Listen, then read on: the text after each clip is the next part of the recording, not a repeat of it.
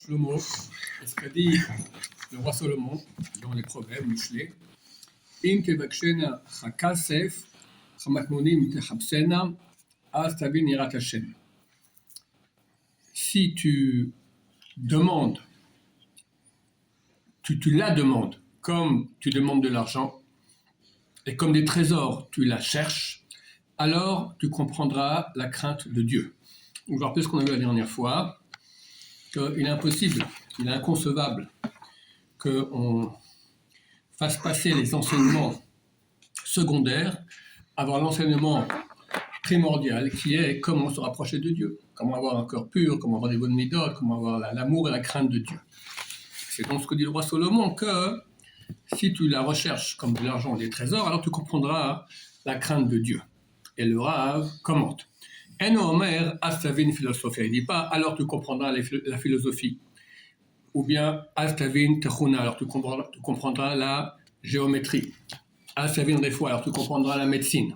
Astavin dinim, alors tu comprendras les lois. Astavin halachot, alors tu comprendras la halacha, les lois pratiques. Elle a mais Astavin yirat Hashem, alors tu comprendras la crainte de Dieu. Hare, donc tu vois, Hare lecha. שלהבין היראה צריך לבקש אותה ככסף ולחפש אותה כמטמונים. Pour comprendre la crainte de Dieu, il faut la demander comme on demande de l'argent et la rechercher comme on recherche des trésors. Hadai Efo, il y a quelques éditions dans ma jeunesse, il n'y avait que les mauvaises éditions, c'est marqué Hare Efo. Alors c'est une erreur, il faut corriger, c'est Hadai. Est-ce que c'est du Dalet, on fait un Resh? Et ça n'a aucun sens, on sait Hadai. Est-ce qu'il est suffisant? Il faut donc, de ce qu'on a appris de nos parents, c'est le Kol Ben Dat, Der Klal, et ce qui est célèbre chez tout. Alors il y a aussi il a des versions Da'at ou Dat. Comment c'est écrit chez vous avec un Ain, Da'at ou Dat? Chez moi c'est marqué Dat, pour voir que je vois, comme d'habitude c'est Ben Dat. Alors, Ben Da'at, c'est quelqu'un qui a de la conscience. Ben Dat, c'est quelqu'un qui est religieux.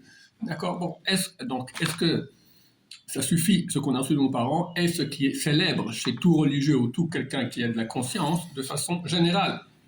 En général, tout le monde sait qu'il faut bien se comporter, d'accord? En gros, comme ça. Mais est-ce que c'est suffisant?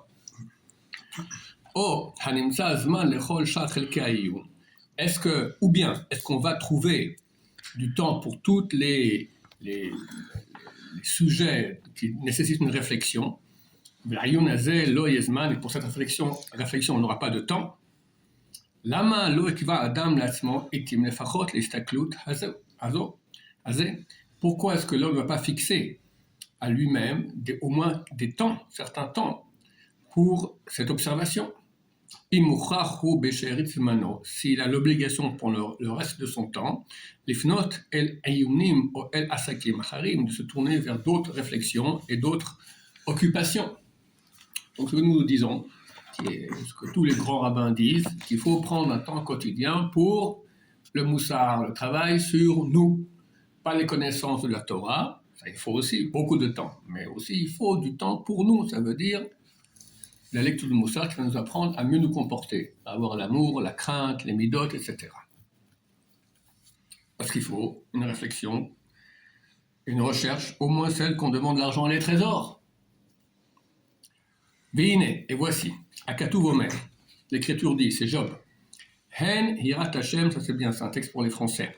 Hen hirat Hashem hi chokhma.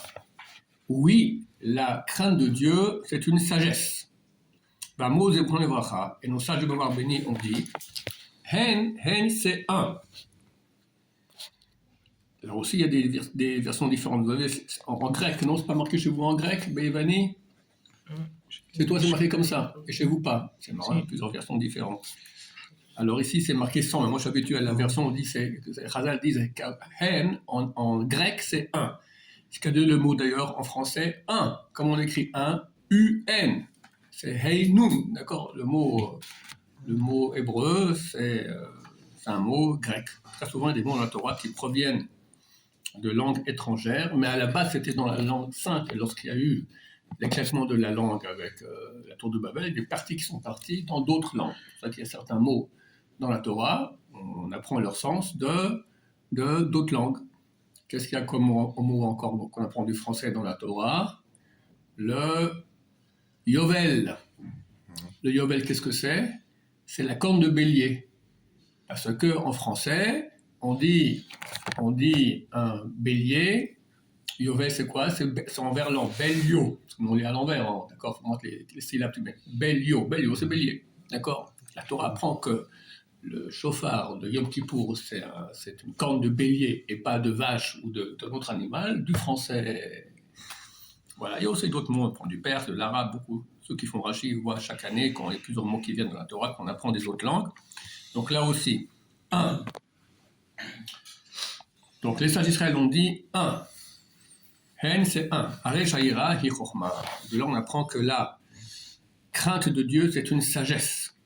Vehi levada chokhma. Et elle, uniquement, c'est une sagesse. Un. Il n'y a pas d'autre sagesse. Tu dis non, mais l'astronomie, l'astrophysique poussée, ça. À côté de la Yirat Hashem, la sagesse que ça nécessite, c'est rien du tout. Il n'y en a qu'une seule. Uvadai, et évidemment, she'en nikra chokhma ma she'en bo iyun. On ne peut pas appeler une chose sagesse si elle ne nécessite pas une réflexion. Achaemet hu, mais la vérité est qu'une grande réflexion est nécessaire pour toutes ces choses-là. La date autant behemet pour les connaître de façon authentique. Et pas du côté imaginatif ou du raisonnement faux, mensonger. D'accord, on peut croire des fois qu'on a compris, en fait on n'a rien compris du tout, on est à côté de la plaque totalement. Kosheken, donc il faut une grande réflexion pour ne pas se tromper. Kosheken, à plus forte raison. Les knototam ou la sigam pour les acquérir et les obtenir. Même quand on saura c'est quoi la Yirat Hashem, entre ça et l'obtenir, il y a beaucoup de travail. Ou Mishit Bonen Bam, et celui qui réfléchira à ces choses-là, verra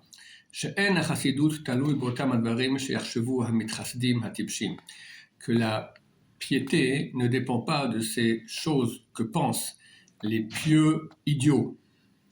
Comme on l'avait dit auparavant, les longs mismorim, les longs vidous trempés dans la glace et dans la neige, etc. Et là, mais dans des choses de perfection authentique et de grande sagesse. C'est ce que le Moshe Rabbeinu, notre Rav Moshe, sur lui et la paix, nous enseigne en disant dans la Torah, Dvarim, Va'ata, Israël, ma Hashem Elokecha shoel meimach. Et maintenant, Israël, qu'est-ce que l'Éternel ton Dieu demande de toi? Ki mira et Hashem Elokecha, si ce n'est d'avoir la crainte de l'Éternel ton Dieu. Aller dans toutes ses voies, ou la auto et l'aimer. Et servir l'Éternel ton Dieu de tout ton cœur, de toute ton âme. Garder les mitzvot, les ordonnances de Dieu et ses lois.